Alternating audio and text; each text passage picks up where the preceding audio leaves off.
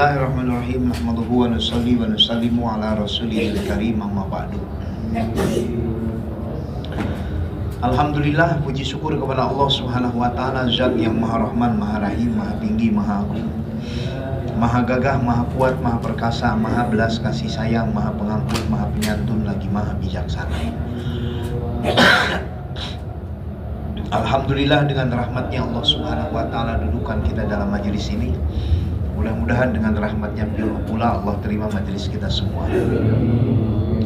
Hadirin yang mulia, amalan yang amat sangat tinggi derajatnya dan besar pahalanya adalah khuruj fisabilillah, keluar di jalan Allah. Karena berdirinya sesaat saja di jalan Allah itu lebih baik daripada ibadah di hadapan Hajar Aswad di malam Lailatul Qadar.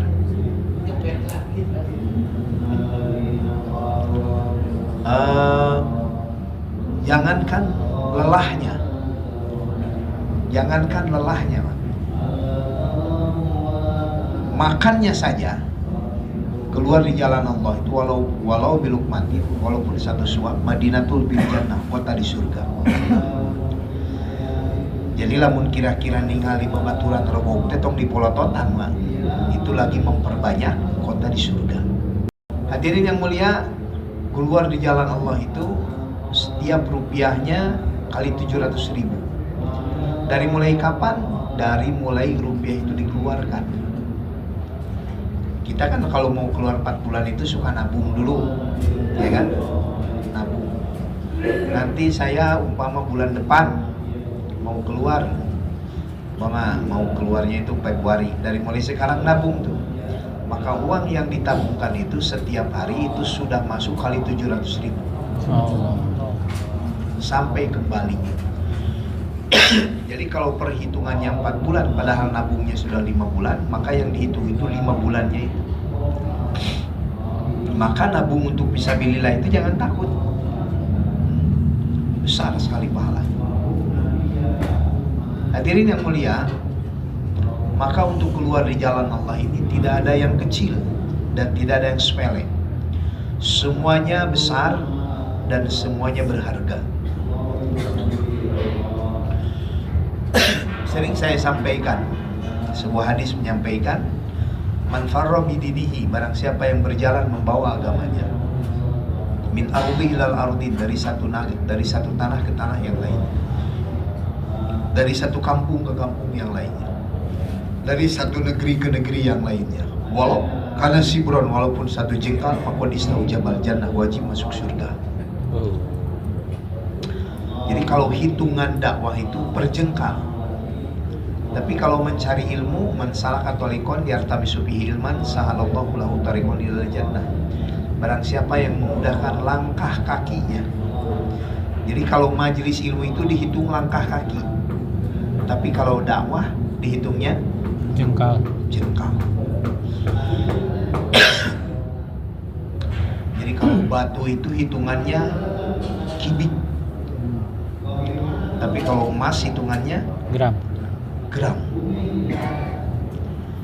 Betapa besar pahala keluar di jalan Allah. Sampai-sampai saking besarnya, iblis itu tidak mau kita mendapatkan pahala yang besar dan kita tidak mau mendapatkan kehidupan yang layak. Bagaimana caranya? Itu keluar itu kemarin juga sudah jelas, senang, tenang, damai, sejahtera, baik, bahagia. Teman-teman baik semua, makanan tinggal makan, tidur tinggal pulas, jalan kalau capek ada kendaraan. Tapi besoknya mau keluar lagi nih, masih hidup, itu susahnya minta ampun.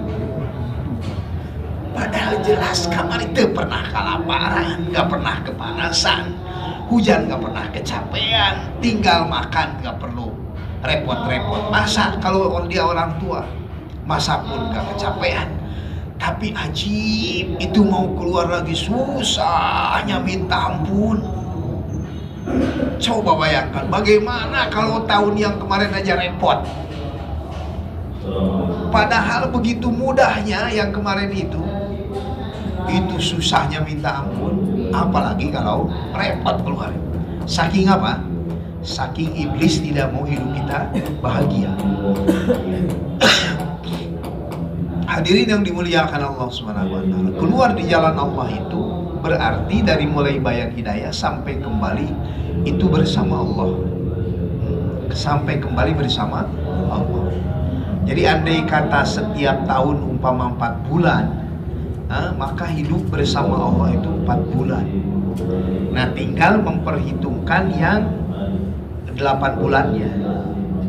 Maka keinginan Hadir Haji itu tahun kemarin apalagi, bagaimana tahun ini bisa 8 bulan. Maksudnya apa? Agar nanti kita bertemu dengan Allah itu gak terlalu repot kita mempertanggungjawabkan yang tidak bersama Allah itu kemana gitu. Hadirin yang dimuliakan Allah Subhanahu wa taala. Cuman seseorang itu tidak akan pernah nikmat dengan teman, dengan pendamping, dengan teman hidupnya yang tidak ia kenal atau apalagi tidak ia cintai. Coba bapak-bapak pernah gak merasa tenang hidup di sebuah tempat atau di masjid lah dengan orang yang tidak kita kenal? Gimana, betah gak Pak? Betah gak? Enggak kan? Tanya kepada seorang suami ditemani seorang wanita yang cantik tapi tidak ia cintai. Tanya kepada seorang wanita yang bersuamikan ganteng dan kaya tapi tidak ia cintai. Gimana perasaan? Repot Pak. Susah hidup itu. Kenapa? Karena sesungguhnya teman kita itu bukan gantengnya, pendamping hidup kita itu bukan kayanya, tapi yang penting cintanya. Yang penting cintanya. Itu kalau disuruh sama orang yang dicintai, Masya Allah. Kita Pak disuruh sama anak kita yang betul-betul kita cintai. Kata anak kita, Pak, orang-orang itu teman-teman aku pergi sekolah udah pakai sepeda motor, mereka itu walaupun jelek-jelek nggak ada yang jalan kaki, aku kesiangan terus Pak jalan. Ya nak, sabar aja nak, sambil mikir hati itu gimana tuh, ingin menyenangkan hati anak yang kita cintai. Betul nggak kira-kira? Ya, sekalipun kita tidak mampu, kalau dipinta sama yang dicintai, berusaha Pak. Lelahnya itu nggak dihitung. Kulit putih jadi hitam, badan besar jadi kurus, badan sehat jadi sakit demi yang dicintai, itu nggak ada apa-apanya. Yang penting yang dicintai bahagia. Betul? Hadirin yang dimuliakan Allah Subhanahu wa taala. Jadi kehidupan seseorang bisa bahagia itu bila berdampingan dengan yang dicintai. Kenapa banyak orang yang tidak bahagia ketika sedang keluar di jalan Allah? Karena dia tidak mencintai yang mendampinginya, yaitu Allah Subhanahu wa taala. Itu 40 hari Pak keluar, macam 40 tahun. 4 bulan keluar, serasa seumur hidup. Gelisah. Itu aja kalau dipanggil sama teman-teman kita untuk keluar 3 hari, itu bayang hidayahnya belum, udah tanya kapan wabsinya katanya. Wadah hidayahnya belum, wabsi udah ditanyain, Pak Marl Markas yuk pulang gak katanya. Berangkatnya belum udah tanya pulang gak. Innalillahi wa inna ilaihi raji'un. Kenapa? Karena memang belum mencintai Allah. Jadi hakikatnya fisabilillah itu artinya hidup bersama Allah. Keluar fisabilillah, keluar dari rumah berjalan bersama Allah. Makan bersama Allah, tidur bersama Allah, i'tikaf bersama Allah, berjalan bersama Allah. Coba bapak-bapak ditemani oleh orang yang tidak dicintai, gelisah nggak kira-kira? Tidak dikenal, tidak dicintai, gelisah. Orang lain tidur nyenyak ini, kapan ya, udah subuh belum nih? Lihat jam belum? Aduh, kapan nih wabsi mir, wabsi.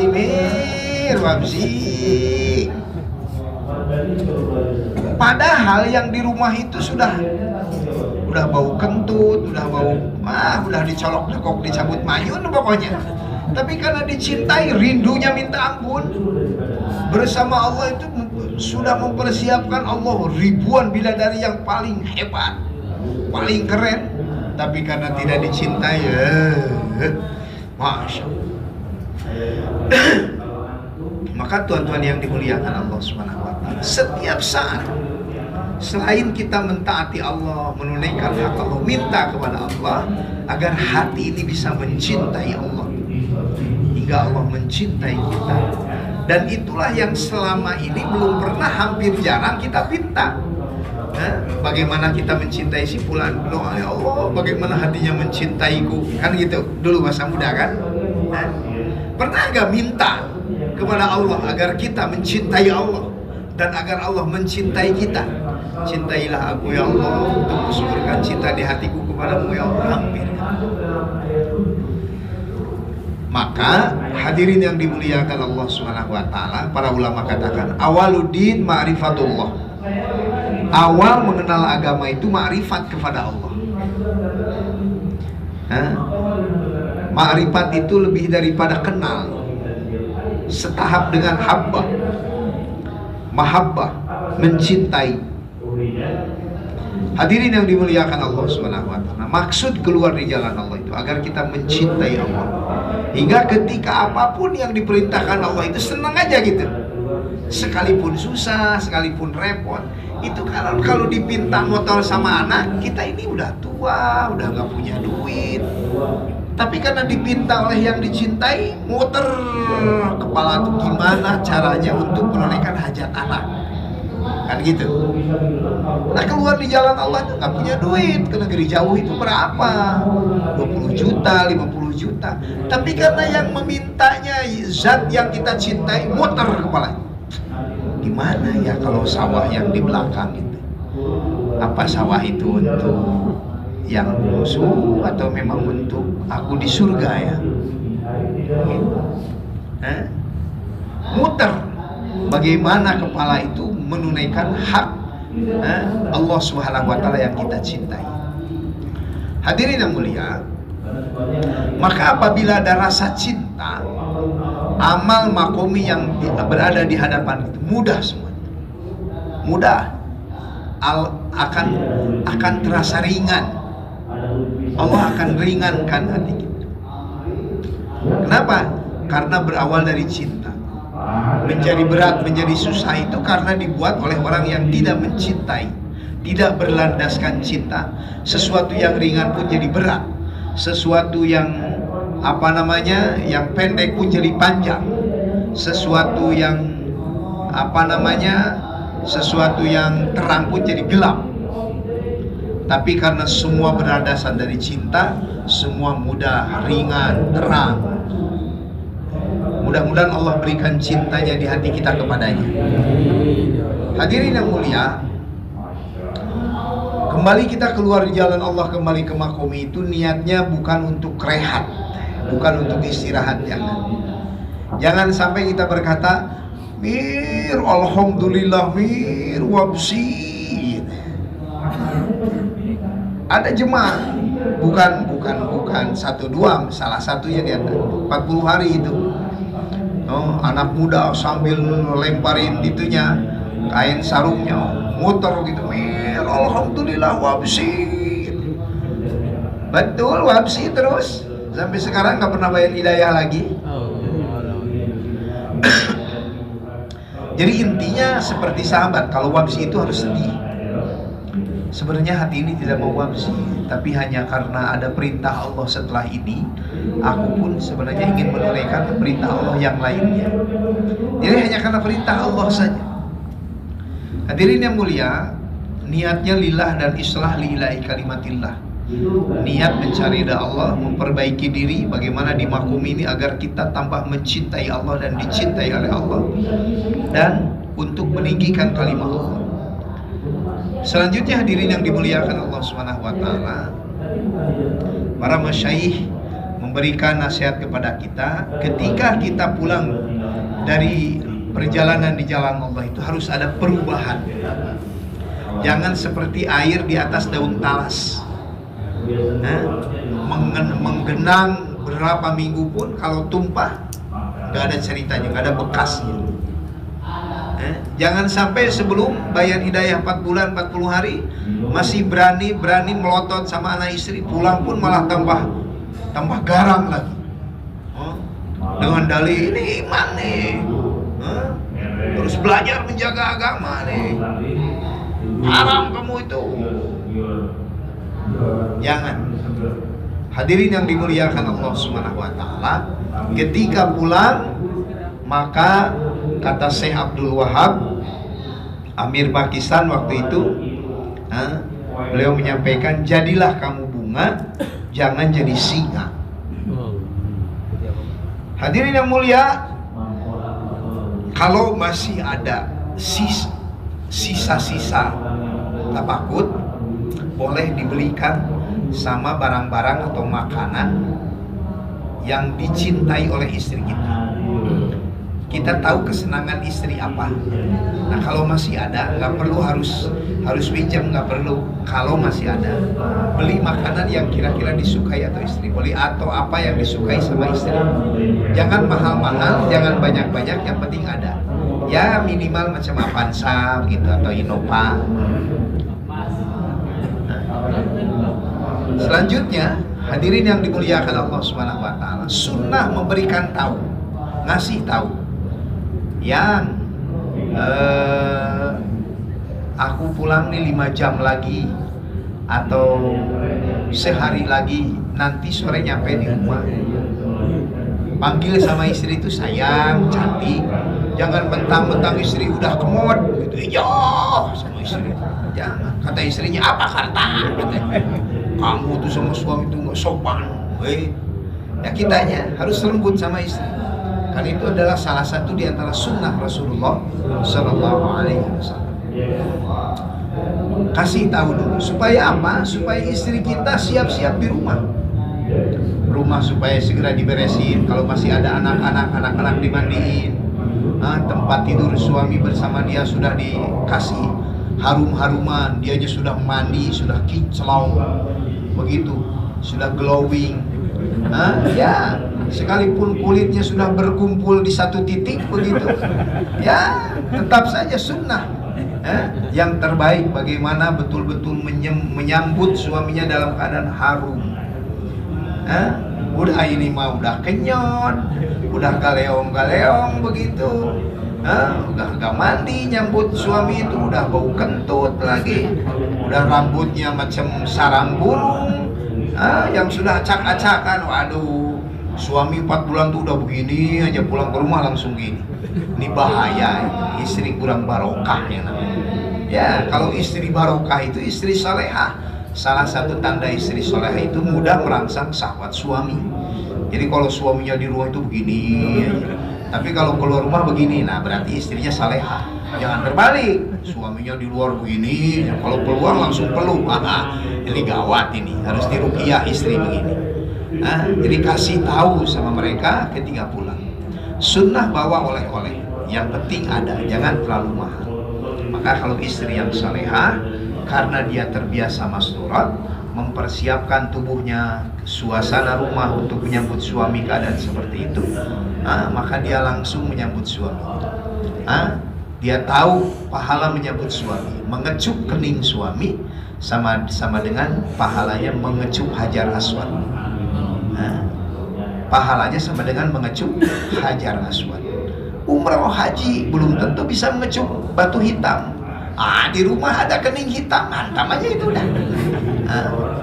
Hadirin yang dimuliakan Allah Subhanahu wa taala, selanjutnya apabila sampai ke rumah, persiapkan kargo jali untuk istri-istri kita yang terbaik. Dan ditanya kepada mereka supaya mereka menyampaikan kargo jali yang paling.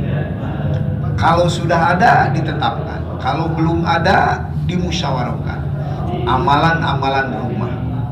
Tanya istri kita selama 4 bulan berapa kali hatam Quran, berapa ribu setiap hari sholawat kepada Rasulullah Sallallahu Alaihi Wasallam, begitu.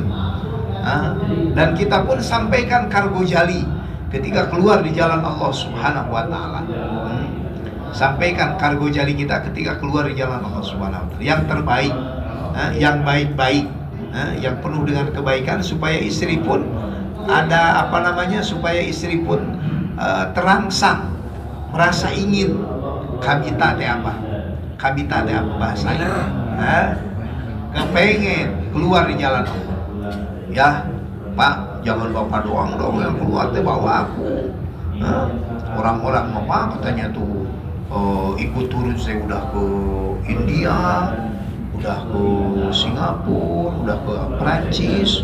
Aku ini di bawah urut cuman ya muter di selokan aja di belakang, begitu. Jangan. Jadi supaya pun dia terangsang untuk sama-sama keluar di jalan Allah. Hadirin yang dimuliakan Allah Subhanahu wa Ta'ala, mulai tentukan taklim rumah beserta istri kita. Sampaikan kepada mereka pentingnya taklim rumah minimal 1 jam. Pentingnya taklim rumah minimal 1 jam. Dan sekarang sebenarnya sudah dianjurkannya 1,5 jam lebih. Sampaikan kisah-kisah padilah taklim rumah. Bagaimana keadaan taklim rumah di India, di Pakistan, di Bangladesh, taklim rumah di Sri Lanka, di Nepal, di negeri-negeri Hindustan, bagaimana taklim rumah di negeri Eropa, bagaimana taklim rumah di benua Eropa, di benua Australia.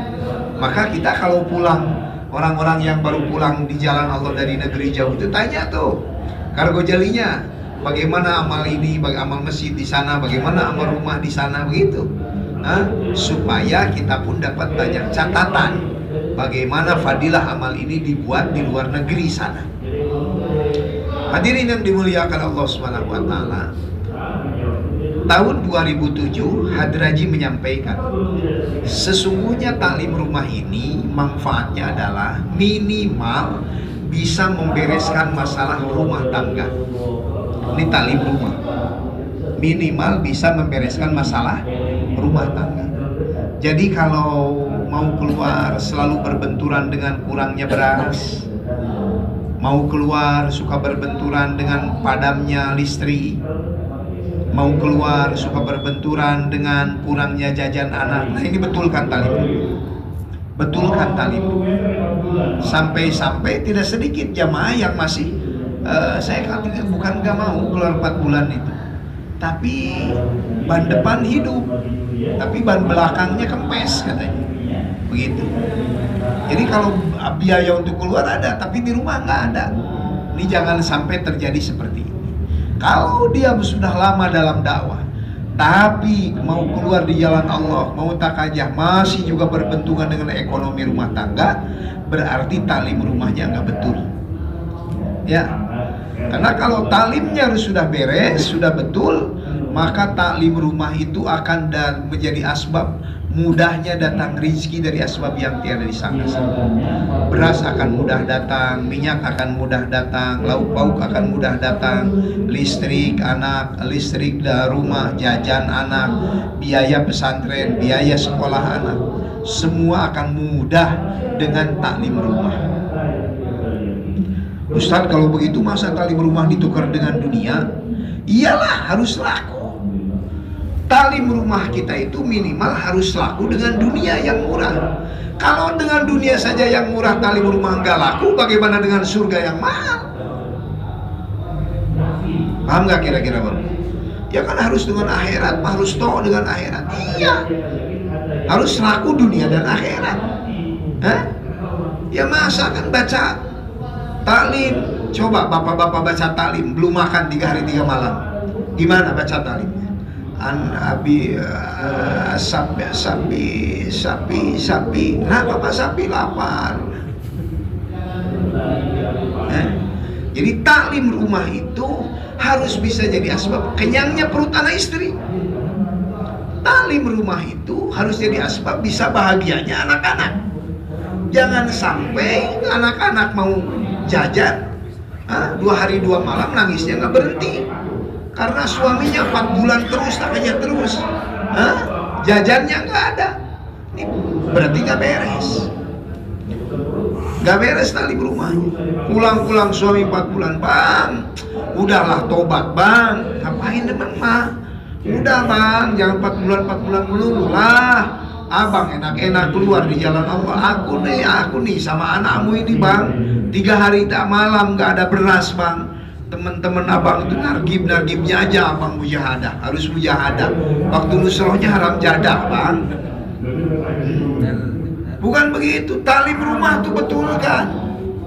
Gak bakalan mungkin talim rumah betul. Kalau talim rumah betul beras gak datang. Gak bakalan mungkin kalau talim rumahnya betul listrik padam karena belum bayar, karena belum beli. Gak bakalan mungkin. Karena itu semua kecil, itu semua dunia. Maka taklim itu harus laku dengan yang kecil-kecil itu. Ya kalau duit 100.000, ya kan, kita butuh anak-anak butuh es krim yang harganya 2.000, tapi pas dibeli ternyata nggak laku. Berarti uang itu uang apa? Palsu. Uang palsu kan? Ya kan? 100.000 sama taklim mahal mana? Taklim. Ya mahal amal taklim.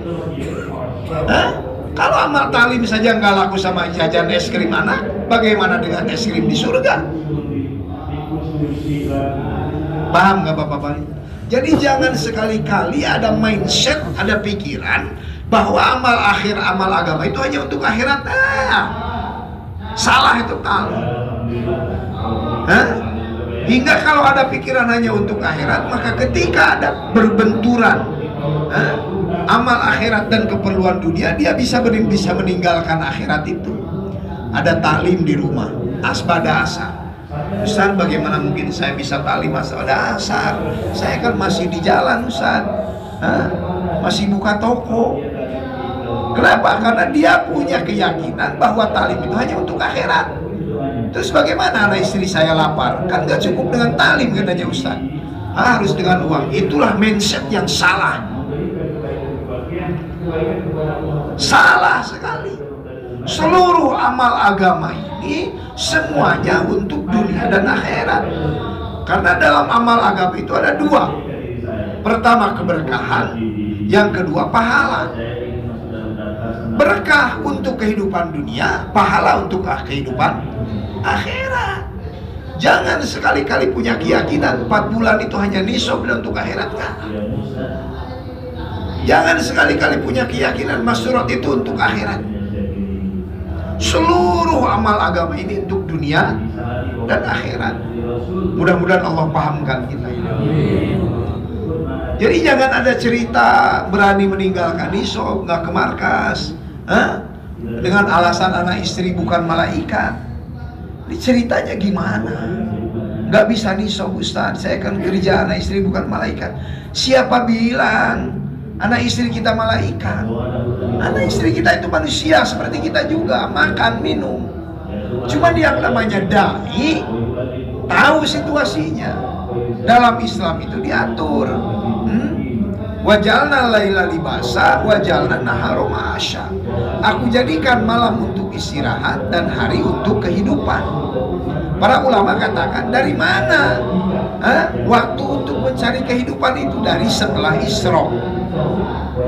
Buka toko, buka lapak, ke kebun, tiktokan, apalagi YouTubean cari duit, itu setelah Isra. Sampai kapan? Sampai zuhur. Kurang boleh tambah sampai asar. Wajalna laila libasa, wajalna nahara ma'asya. Aku jadikan siang untuk mencari maisha. Diperintah oleh Allah. Ada waktunya. Tapi setelah asar ke sana, buka lapak daripada subuh umpama sampai asar belum selesai spesial. Pas adzan asar ada pelanggan datang, tutup. Itulah orang yang beriman. Kenapa? Karena waktunya sudah mulai untuk Allah dan Rasulnya. Kata Imam Hanafi, bicara dunia setelah asar itu adalah makruh. Itu bicaranya. Bicara dunia setelah asar itu makruh. Nggak ada. nggak bakalan mungkin. Dai yang sejati cari ma'isyah, cari kehidupan setelah asar, pada maghrib, pada isya. Seharusnya malam untuk Allah dan Rasulnya ini masih berdiri di pinggir jalan dengan alasan untuk keluar di jalan Allah untuk dakwah. Nggak mungkin, karena Allah sendiri yang menciptanya, kehidupan kita, dan semuanya sudah diatur. Ada sekrupnya, ada sekrup 12, ada sekrup 8, ada sekrup berapa lagi, 10, kan ada pasangannya. Siang malam ada pasangannya, siang untuk mencari ma'isyah, malam untuk istirahat. Dari mulai kapan? Daripada asar. Untuk tasbih, fasabih bil asyi wal ibkar, bertasbihlah engkau di waktu pagi dan petang. Ada waktu dan tempatnya, setiap amal ada waktunya, setiap waktu ada amalnya. Untuk ma'isyah boleh cari dari mulai kapan? Dari mulai ba'da isyraq, hantam terus sampai sebelum asar. Asar titik berhenti. Asar mulai makomi untuk talim rumah, untuk talim rumah, untuk di masjid. Begitu. Jadi setiap waktu ada amalnya, setiap amal ada waktunya. Cuman lebihnya itu, kalau dai ada keyakinan menghasilkan uang, menghasilkan harta, memudahkan masalah itu bukan hanya dari toko, bukan dari kantor, bukan dari pekerjaannya aja. Seluruh amal agama yang ia buat pun bisa membereskan seluruh permasalahan. Buka toko, ya kan, datang ke ladang, ke kebun, hanya karena dia menunaikan perintah Allah saja. Begitu, hanya menunaikan perintah Allah saja. Hadirin yang dimuliakan Allah Subhanahu wa taala. Selanjutnya, taklim beserta anak istri kita ditentukan waktunya. Jangan sampai ada seorang ahbab yang tidak ada taklim. Oh, dia bujangan Ustaz. Oh, dia pemuda Ustaz. Emang pemuda gak punya rumah? Sekarang itu banyak yang punya rumah. Pemuda nempel di ibunya. Ibu saya Ustaz nggak mau talim, udah sendiri di kamar antum. Nggak punya rumah, dikontrakan bikin talim minimal 1 jam. Jadi kalau untuk menghidupkan talim banyak alasan, seperti seolah-olah saya bukan nggak mau kaya Ustaz, cuman nggak mau hidup bahagia itu. Pengennya susah terus dunia akhirat. Untuk talim aja banyak alasan di rumah. Jadi seolah-olah punya banyak alasan untuk bahagia dunia dan akhirat, banyak alasan. Jadi hidupnya itu pengen susah aja begitu. Siap semua talim insyaallah Pak? Coba di sini yang biasa talim 1 jam berapa orang? Yang gak ngacung talimnya berapa jam? Setengah jam. Tobat dari sekarang ya. 1 jam. Ya, 1 jam. Kalau 1 jam insya Allah akan mudahkan. Kenapa? Karena 1 jam itu, ya istilahnya kalau 1 jam itu kalau jualan kangkung pun ya mulai laku lah, ya kan? Tanya ke tukang kangkung, ada nggak yang jualan kangkung setengah jam? Ada nggak? Nggak ada. Mau borongan ke, mau ngampar ke, 1 jam, 2 jam. Coba tanya tukang bubur itu, ada nggak yang tukang bubur setengah jam? Ada nggak? Di kantor aja 8 jam, ya kan? Bukalapak aja tukang cireng, temen saya tukang cireng itu minimal 4 jam itu, tukang cireng, ya kan? Masa taklim setengah jam? Siap 1 jam semuanya insya Allah. Minimal 1 jam. Halakoh tajwid, padilah tajwid, padilah Quran dulu. Kalau fadhail amal 1-2 hadis, kalau muntahub hadis 4-5 hadis 6 hadis, baru setelah itu halakoh tajwid. Halakoh tajwid ini belajar bagaimana anak istri kita tahu bagaimana yang betul cara membaca Al-Quran. Saya bukan ulama Ustaz, nggak pernah pesantren. Kita tanya sama ulama, Karena memang yang iblis masih mencengkeram racunnya di hati kita itu, banyak ahbab yang selama ini hidup dalam dakwah itu sudah merasa tahu. Jadi seolah-olah kalau udah beres 4 bulan itu udah sempurna aja itu agamanya itu.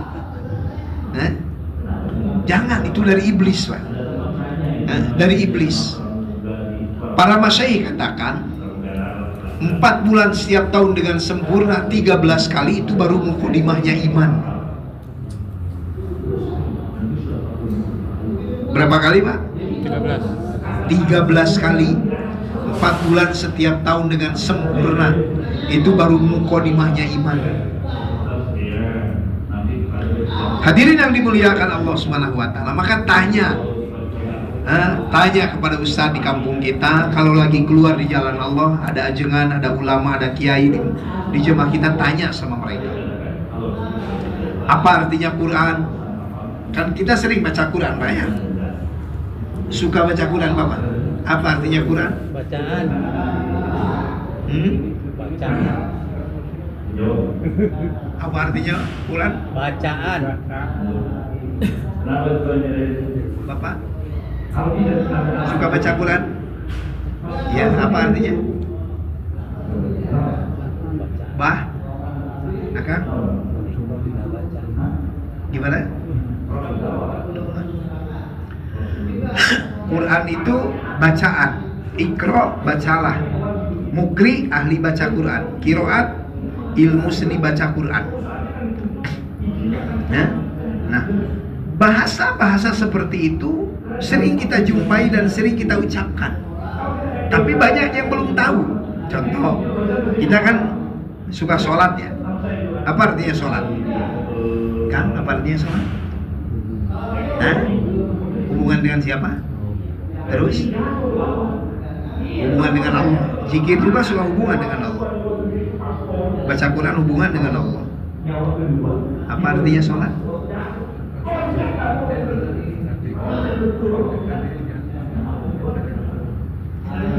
Sholat menurut lugat adua.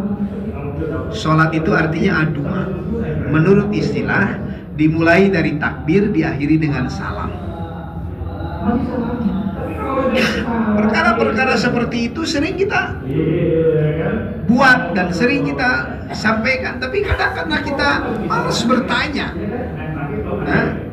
akhirnya kita tidak tahu apa. Padahal nasihat menyampaikan, malu bertanya.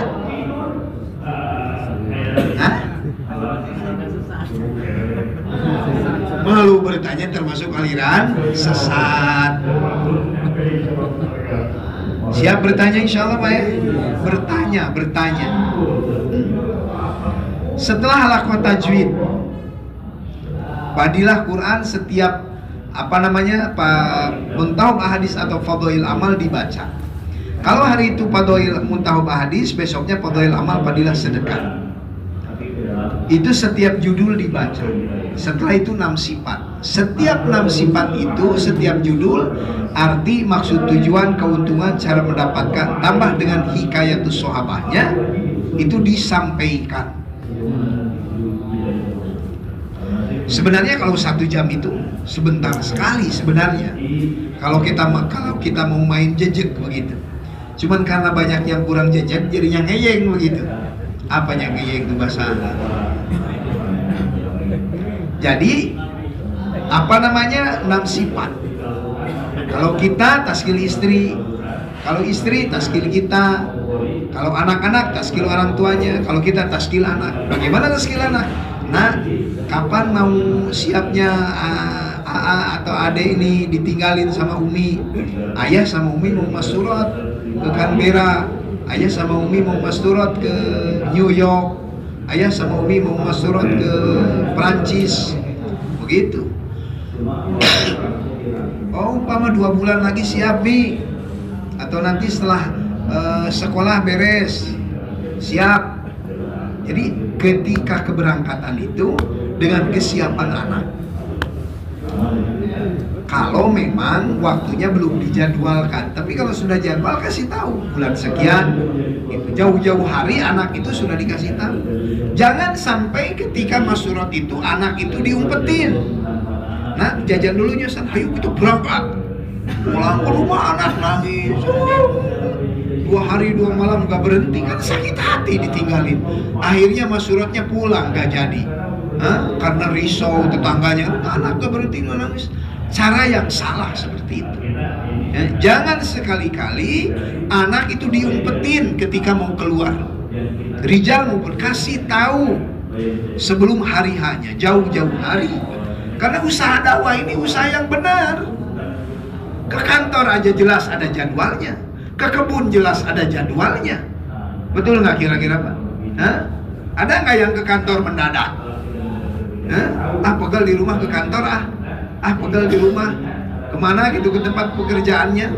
Semuanya ada jadwalnya. Jadi nggak ada istilah dari mulai sekarang sudah nggak ada istilah lagi anak nangis, cucu nangis 2 hari 2 malam karena ditinggalin oleh mbahnya masyurat. Jangan, kasih tahu seminggu lagi, 2 minggu lagi, 2 hari lagi, 3 hari lagi mau masyurat. Begitu. Taskil. Setelah taskil musyawarah. Musyawarah itu awali dengan kargo jari. Alhamdulillah, Bu atau yang cantik, kalau masih muda umpama ya, sekalipun sudah tua biasanya kalau cinta cantik terus. Kemarin Abi, kemarin Ayah, kemarin Bapak baru pulang dari malam markas. Malam markas sedikit, cuman ada 300 orang, ada 400 orang. Yang itikaf cuman 200 orang, yang itikaf cuman 100 orang. Jamaah terbentuk sekian jemaah, seminggu lagi yang akan diberangkatkan sekian jemaah. Di halakoh desa anu ada apa? Ada jemaah Prancis, ada jemaah Belanda, ada jemaah Amerika.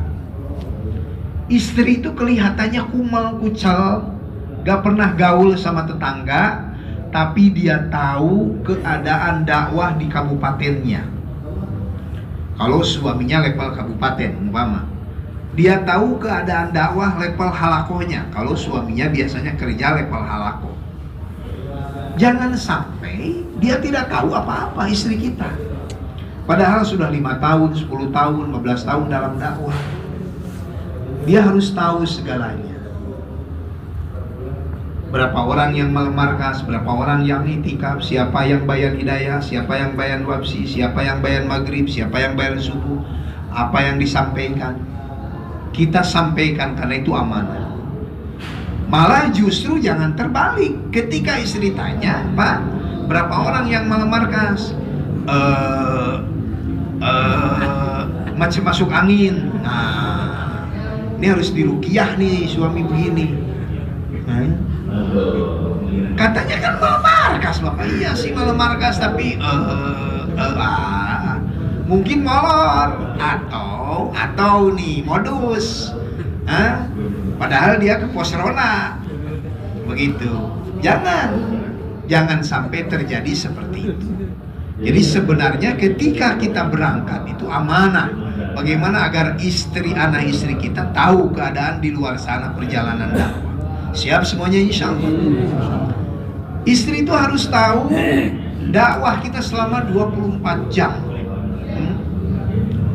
Pak, Bapak ini kalau nggak salah sekarang UMM itu bagian ke Pak Widodo ya, iya.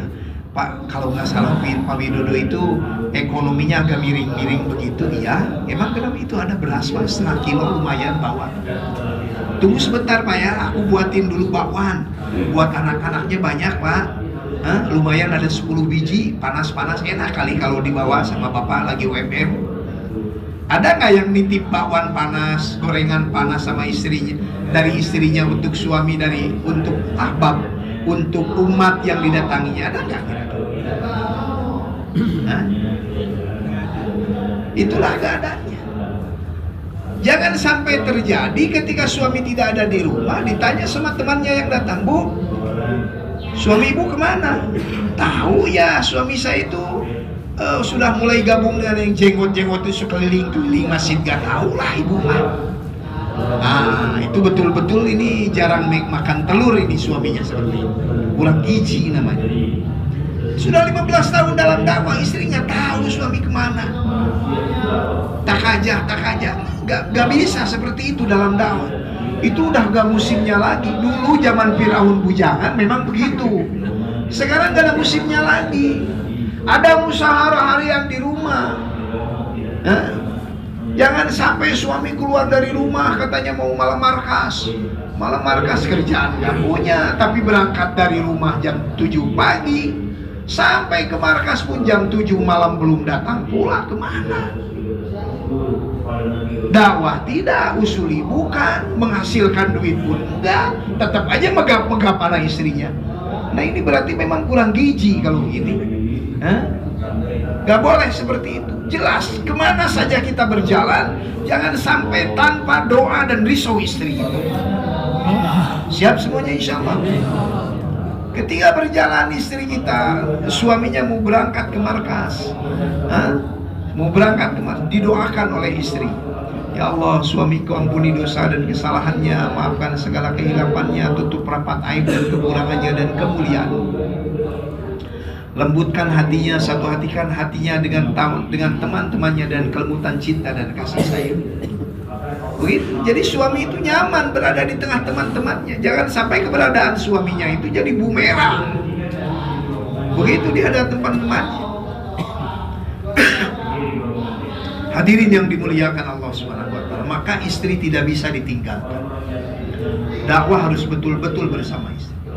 Istri tahu jadwal jaulah satu suami.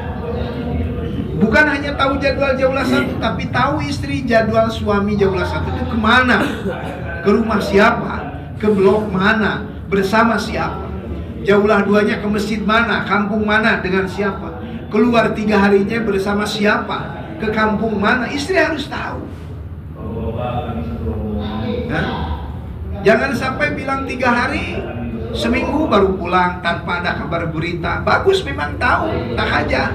Tapi itu kurang bagus. Kenapa? Karena penantian istri. Bilang 3 hari, 4 hari belum datang.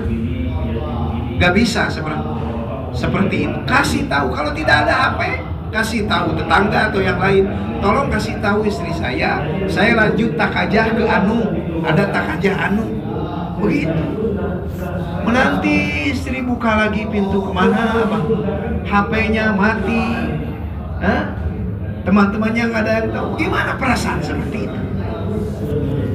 Itu tidak boleh terjadi dalam kehidupan rumah tangga seorang dai.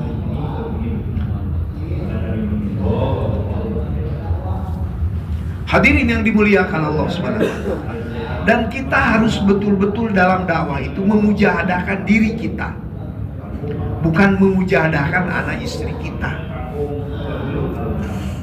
Hadirin yang dimuliakan Allah SWT, selama 24 jam kita kemana, bersama dengan siapa, anak istri kita. Hadirin yang dimuliakan Allah SWT, selanjutnya ketika dimakomi, amal masjid. Amal masjid itu dimulai dari musyawarah harian. Kalau kita sendirian, bagus. Itu sangat bagus sekali. Berarti satu hati, gak pernah berantem. Kalau berdua, musyawarahkan juga. Sendirian itu pun masih bisa musyawarah. Dengan siapa? Dengan masyarakat setempat.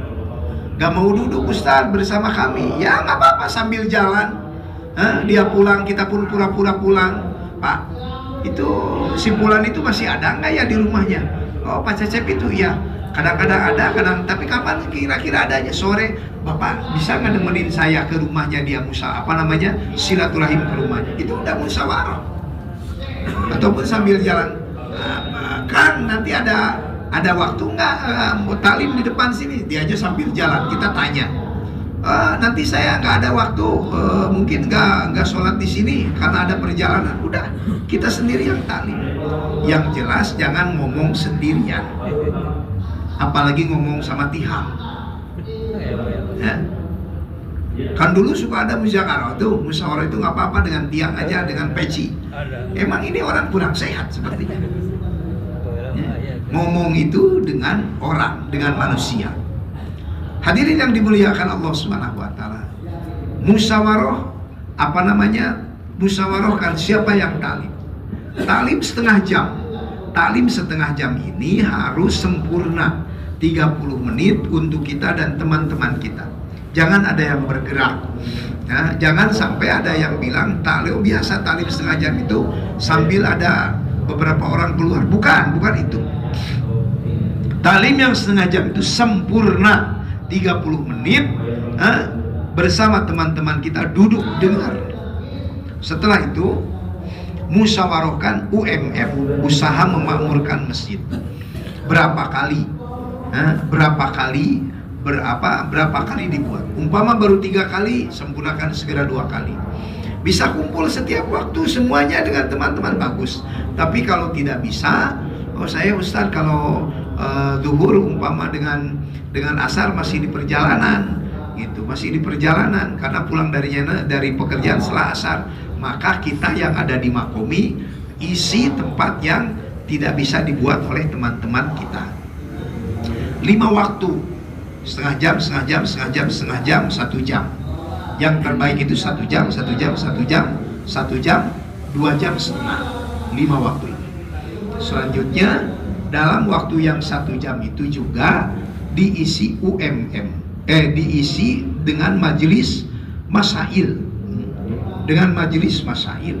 Kalau dengan majelis masail itu teman-teman kita ada ulama, bisa 5 waktunya ada masailnya, itu yang terbaik. Tapi kalau tidak bisa, minimal 1 waktu ada masailnya.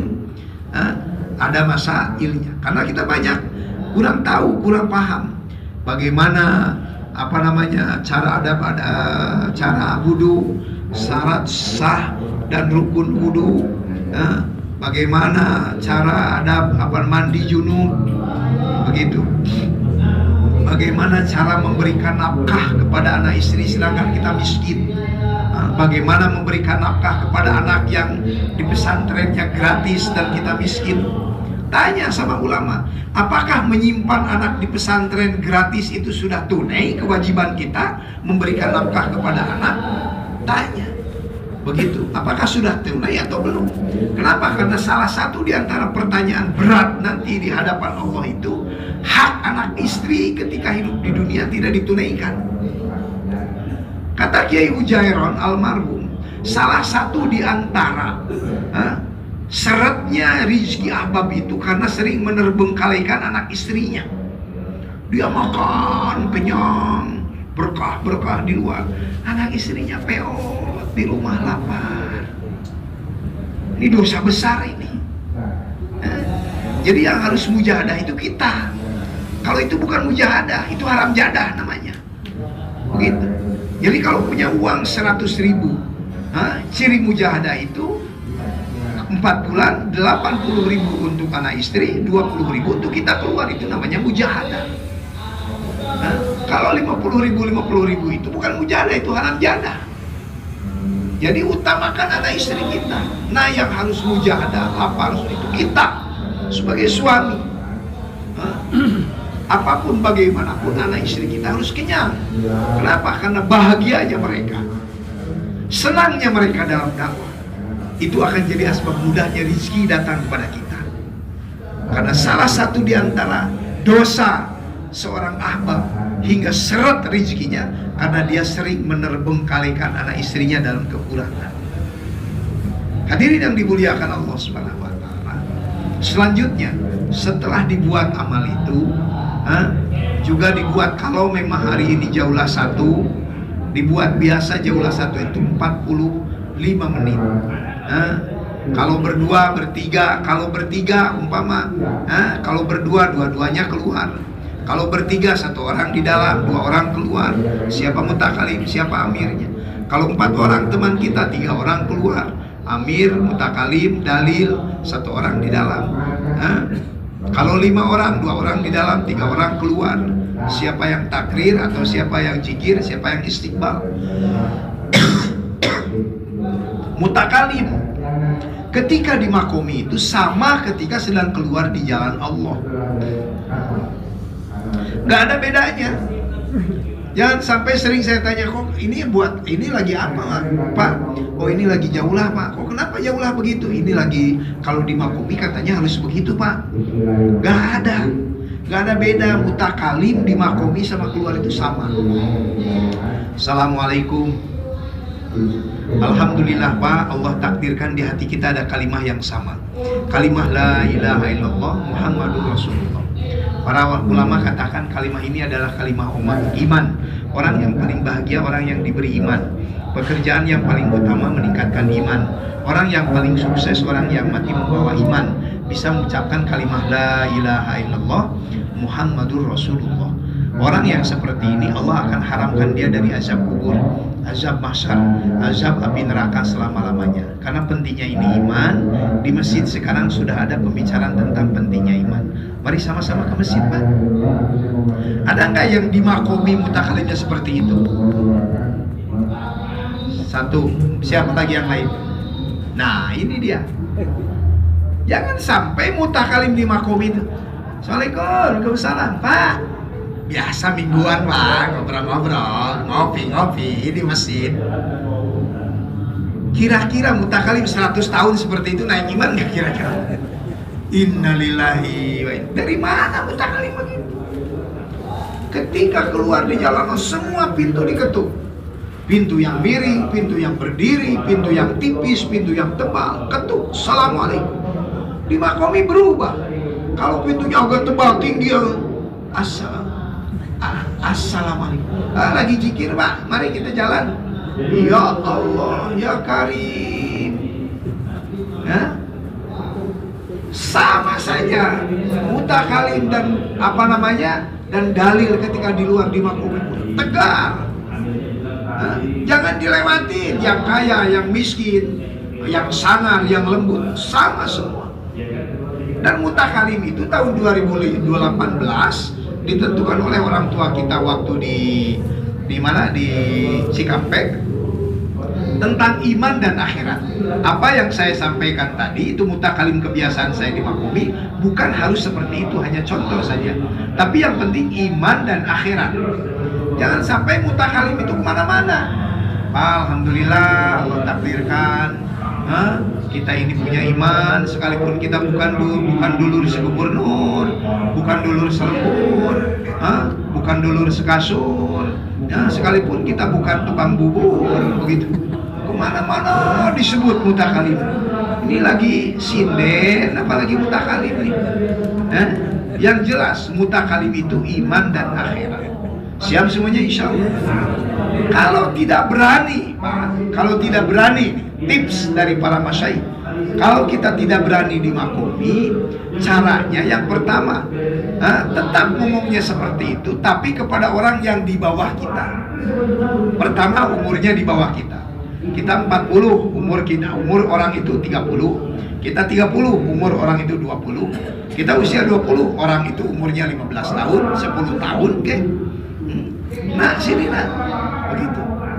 Umurnya di bawah kita, kekayaannya di bawah kita, pengetahuannya di bawah kita, badannya agak kecil dari kita. Jadi maksudnya kalau macam-macam itu tinggal reke aja begitu, supaya nggak ngelawan dia. Jadi segala sesuatunya berawal dari di bawah kita. Ngomong lancarin, biasa 1 kali, 2 kali, 3 kali.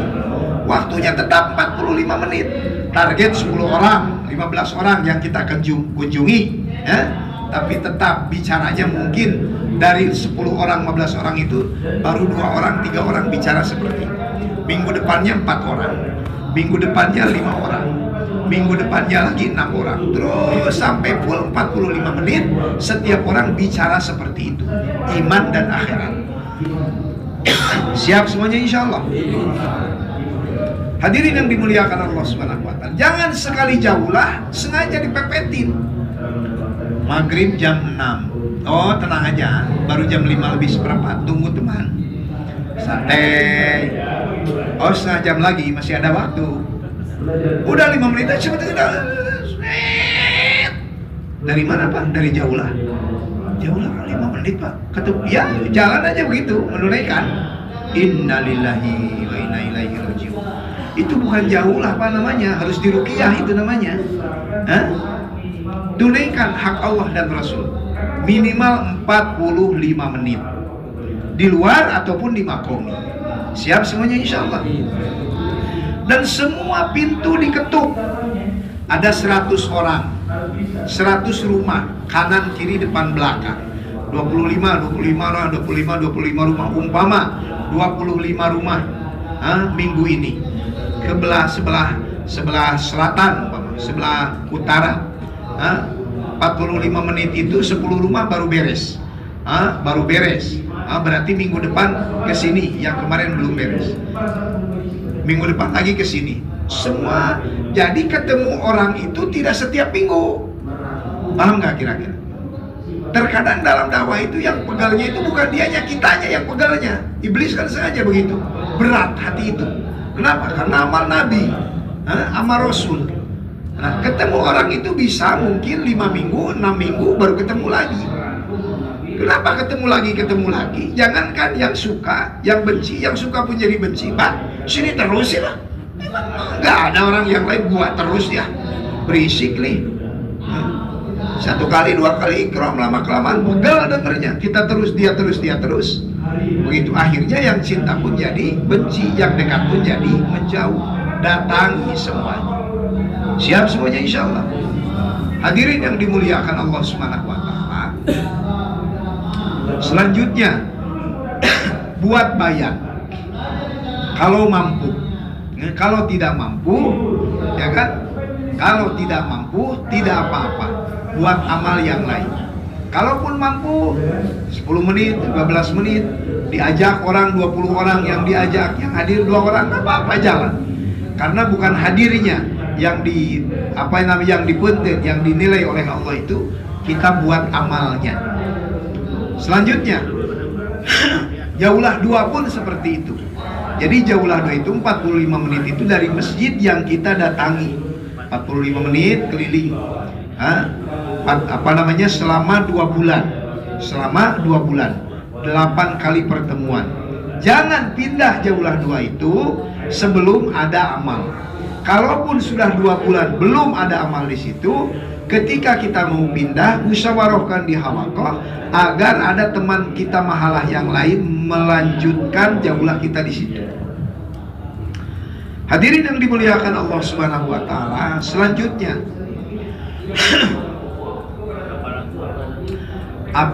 selanjutnya mengeluarkan jemaah 3 hari. Target kita bagaimana bisa saudara atau teman-teman kita atau tetangga kita menemani kita.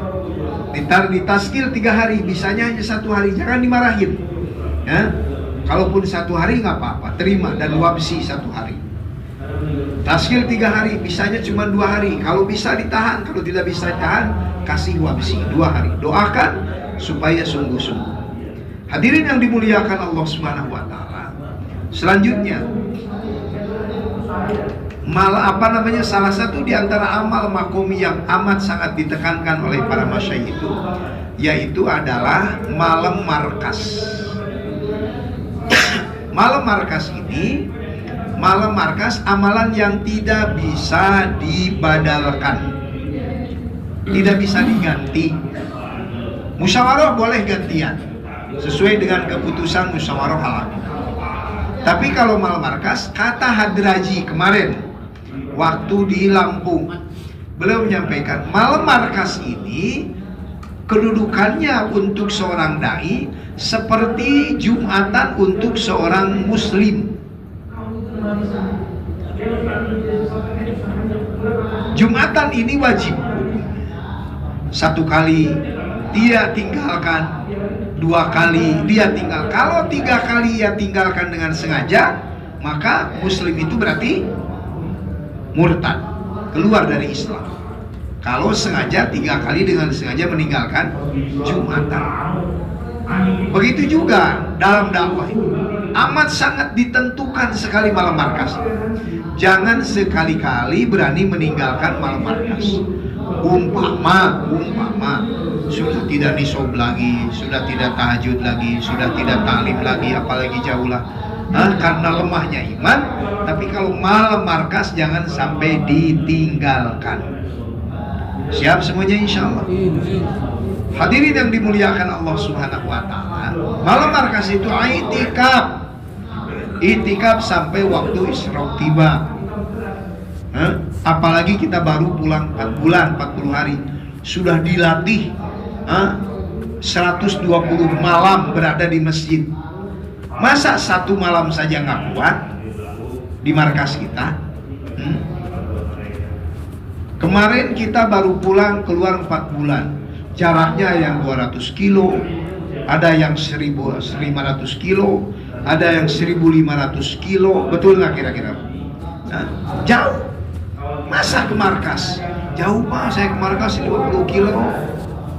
Ke markas jauh nih 100 kilo. Kemarin aja 4 bulan 1000 kilo nyampe. Masa ke markas 100 kilo nggak nyampe? Kemarin malah selama 4 bulan siap malam di masjid. Ini di markas cuman malamnya doang. Dan pada asar keluar dari rumah, nyampe maghrib di markas, malah pulangnya sebelum subuh. Kadang sudah pulang. Seharusnya kan setelah subuh isyraq. Jadi utamakan malam markas, isyraq pulang. Hanya 1 malam saja. Karena anak istri punya hak, kita suami punya hak, orang tua punya hak, keluarga punya hak, Allah dan Rasulnya pun punya hak. Jadi malam Jumat itu hak Allah dan Rasulnya.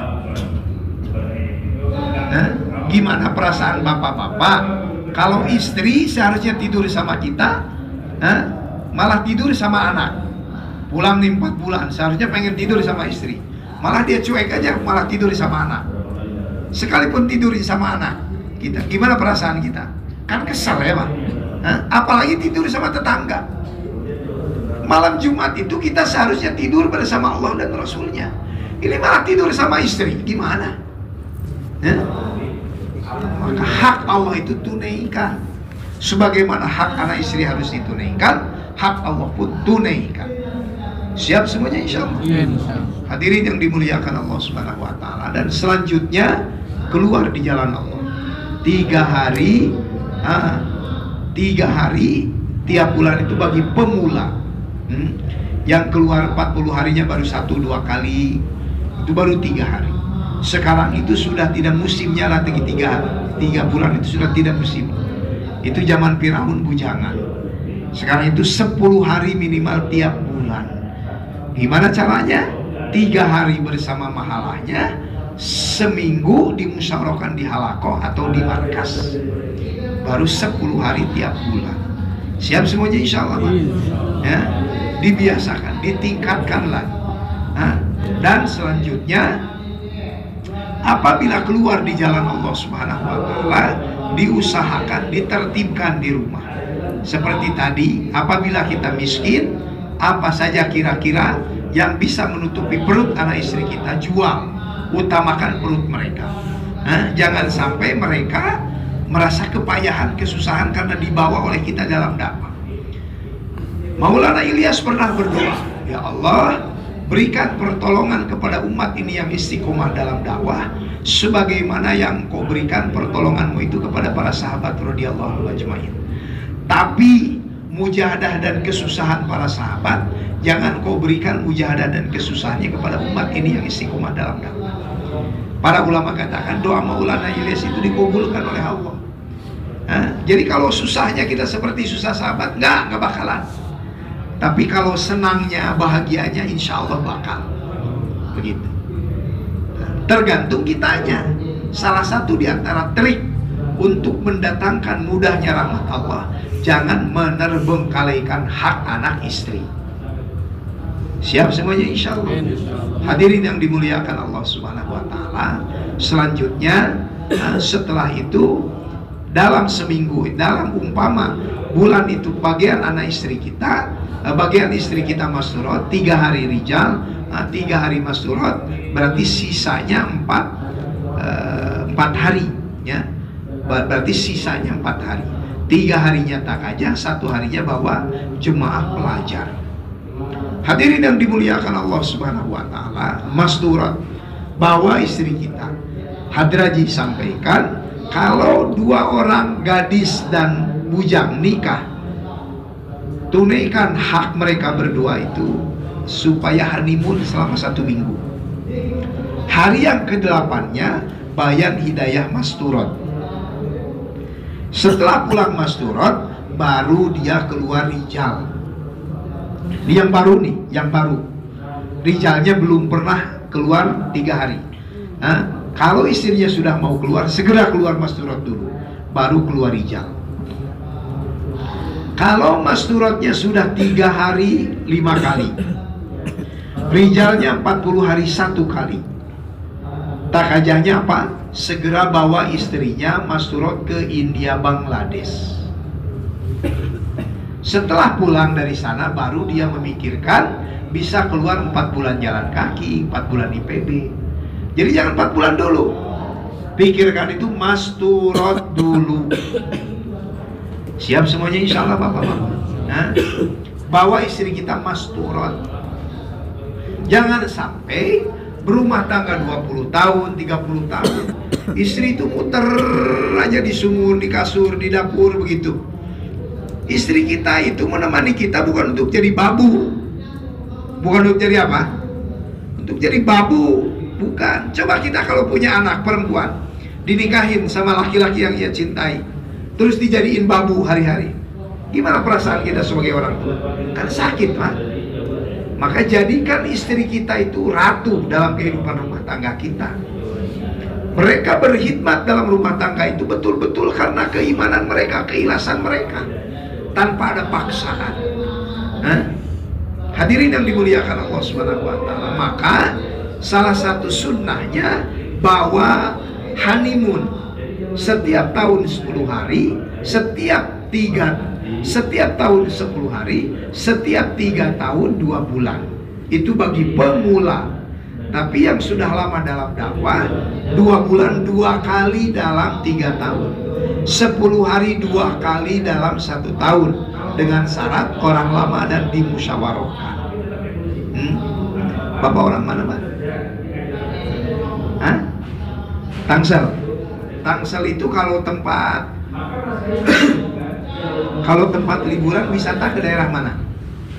Yang paling dekat di situ? Gak ada. Paling biasa Bapak liburan bawa anak istri kalau lebaran gitu. Kemana? Mudik. Ke pantai mana? Pantai Barat? Parak? Oh, Pantai Merak. Ke Pantai Merak. Iya, paling dekat kemana? Pantai Merak. Yang murah di situ. Oh, bagus. Nah, jadi bagaimana kita sama anak istri kita bawa keliling, bawa honeymoon. Jangan sampai orang Tangsel honeymoonnya cuma ke Pantai Merak. Kenapa? Karena malu kalau dipoto, ditaruh di status, kelihatan nama kucing. Gua juga katanya kemarin nyasar ke sana nyampe, kan gitu. Tapi kalau orang Tangsel bawa istri, 2 bulan honeymoon, dipoto di bawah menara Eiffel, ditaruh di status, itu kan kelihatan nama kucing. Waduh, keren juga orang Tangsel katanya nih, ada di Perancis, kan gitu. Jangan sampai orang Tangsel ke Merak, orang Jakarta ke Ancol, ya kucing juga nyasar itu nyampe. Jadi biasakan bawa istri honeymoon keliling dunia. Siap semuanya insya Allah. Biarkan istri kita punya paspor itu kucal. Jangan sampai paspor kita, paspor istri itu punya, tapi bening paspornya itu bersih. Ini bahaya nih kalau begitu. Bahaya. Ini suami pengkhianat namanya. Jangan buatin istri kita paspor, tapi harus kucal paspornya. Siapa yang paspornya kucal, Pak? Jangankan kucal, kagak punya juga kagak. HP 1 juta, 1,5 juta. Coba bela-belain ngutang, bela-belain ngeridit. Tapi untuk paspor, Pak, gimana paspornya? Ini lagi proses, Ustaz. 5 tahun kemudian masih proses, 10 tahun masih proses. Innalillahi wa inna ilaihi raji'un. Musibah ini.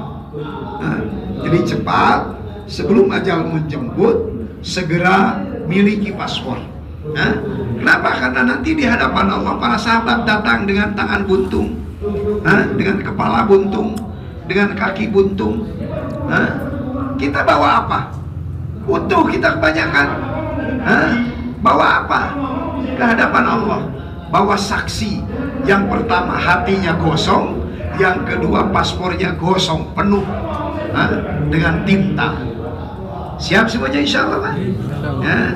Bawa hati yang gosong dengan paspor yang kotor karena penuh cetakan-cetakan setiap maghrib, setiap negeri. Lihat semuanya insya Allah. Mudah-mudahan Allah Subhanahu wa Ta'ala beri taufik kepada kita, Pak, ya, untuk menyempurnakan amal maqami kita. Jangan lupa pulang bawa hadiah kalau ada, kalau tidak ada jangan maksain. Yang penting ada, yang penting anak istri kita senang. Selanjutnya ajak anak istri kita dalam amal, dalam tali berumah, siapkan mereka dalam tali mahala, dan kasih tahu program masjid. 24 jam kita dalam amal masjid itu istri harus tahu. Jangan sekali-kali tinggalkan tali berumah, karena tali berumah itu bukan hanya untuk anak istri, kita pun harus hadir. Dan jaga nisab kita, bawa nisab mereka, minta kepada Allah jangan sampai ajal menjemput sebelum bawa anak istri kita keliling dunia karena agama. Lihat semuanya insya Allah, Pak.